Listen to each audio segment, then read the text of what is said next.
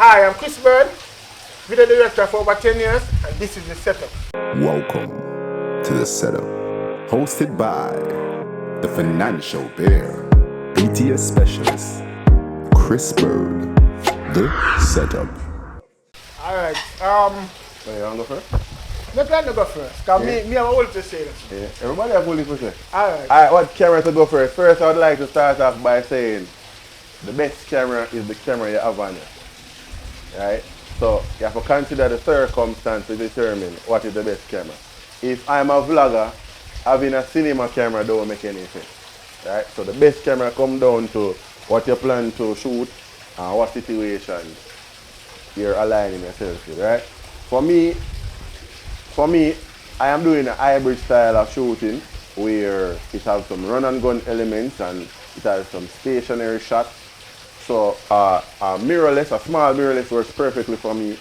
In this case, Sony, but I really because other people did have Sony and them have lens, and me, can cross use and so forth, and I haven't had any problems since, right? Well, to be honest with you, I'm your nemesis because I don't like Sony. For one, them camera look small. But they're full of features. But the startup, the beginner, is very hard to work with a Sony. Because for one, them colors not really a stick. You know what I'm saying? As it comes straight with a camera. Canon is the best for that. The Canon is the best all-round color science in the game right now. They might not have the best camera. Because, to be honest with you, if you buy, just let me say, depends on what you're doing. So if, let's just say you're shooting a wedding, you need fast turnaround, you need a camera with excellent autofocus. That is one thing that every beginner needs, autofocus. Manual focus is not for kids or for beginners. Autofocus is for everybody. It's the entry point.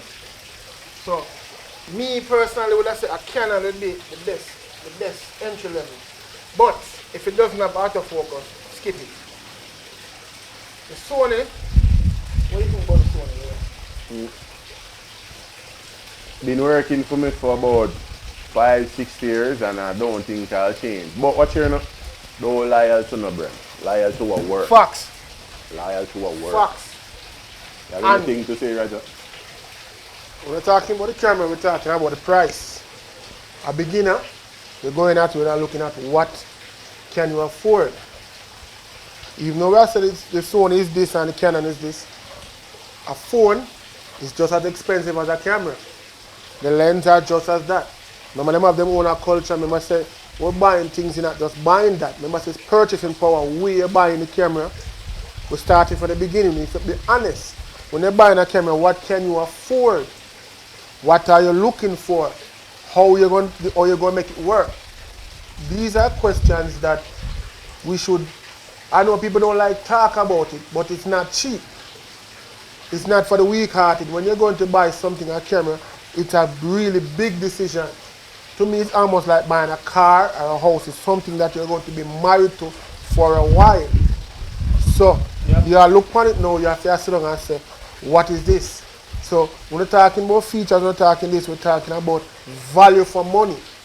What can work for you? We are talking about something that lasts long and you can get back in your return on your investment. And you have when we talk about value too, you have to think about space. Think about file size you get out of this, or you're going to store your footage and the processing power. And can you manage these files in post-production? Most people can't manage files in post-production. Log is not for kids.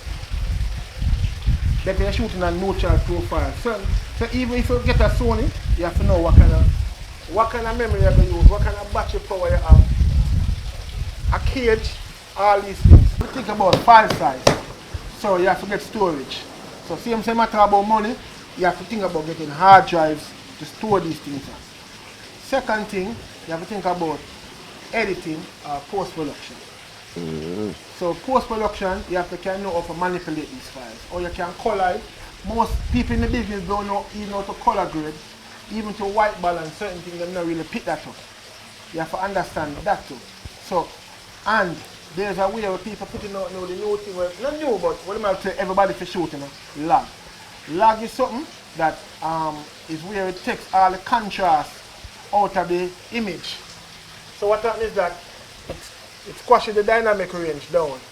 So it can fit, and then you stretch it according to how you want. But if you make a miscalculation in exposure, it's gone. The sky them gone, color them gone, skin tone gone. You ever watch some video, you see the man, everybody look brown.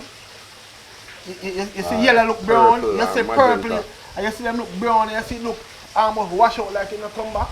That's lag. And it make you look like you don't know what you're doing. Yeah. As you stated, you have to know how to approach the lag, right?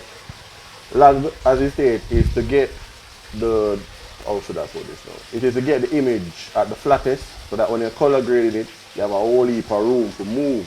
But a lot of persons who just beginning